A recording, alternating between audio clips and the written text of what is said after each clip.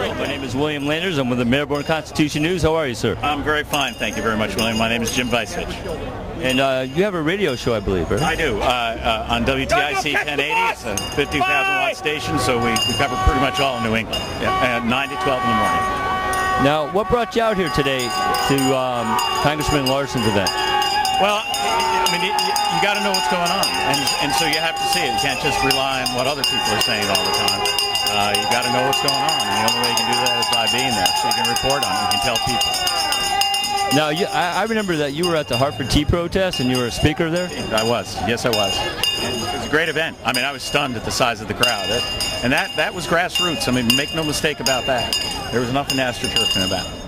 Well, I heard September 11th in Hartford is going to be roughly around the same size, if not larger. September 11th is important for a couple of reasons. It's 9/11, and it's so the date itself serves as a reminder to how precious freedom is, and that freedom is not only not free, but you have to defend it constantly.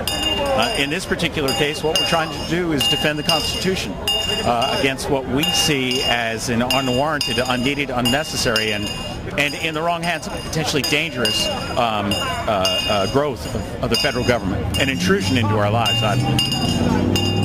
Now, and also, let me just add, the Tea Party Express bus is coming through. Now, the Tea Party Express bus has been traveling from coast to coast for the last month. They've only picked a little more than 30 cities around the country to stop, and I believe we're the last stop just before they go to Washington, so it's a big honor. That is a big honor, definitely.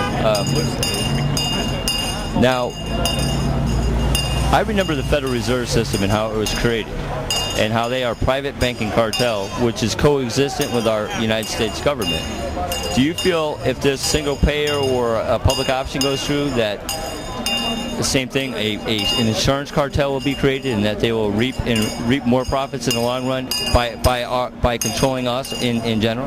I think the biggest danger to what they call this public option is that it's not. I have actually read the bill. We can go through a variety of sections where it's very clear that once the government, with its subsidized health care, gets in place, and it's not just the subsidized health care, but the mandates that this 27-person panel will unilaterally put on insurance companies, will make it impossible for private insurance companies to do business except, and they're right on this, gold-plated plans, which I'm sure the very wealthy in this country, as well as our Congress people, will take full advantage of. So that's the real danger, is that there won't be any option at all. There'll just be one single payer. It'll be the United States government, and I cannot think of one thing the United States government has done fiscally that you would call efficient.